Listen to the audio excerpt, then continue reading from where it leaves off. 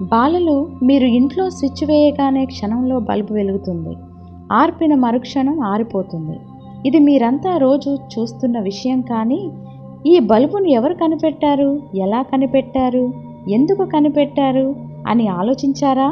Bulb ఒక్కటే కాదు, మొత్తం 1300 రకరకాల పరికరాలు నిత్య జీవితంలో ఈరోజు మనం వినియోగిస్తున్న అనేక సాధనాలు, వివిధ దేశాల రక్షణ శాఖల్లో ఉపయోగిస్తున్న యంత్రాలు అన్నీ ఒక్క మనిషి కనిపెట్టాడంటే మీరు నమ్ముతారా?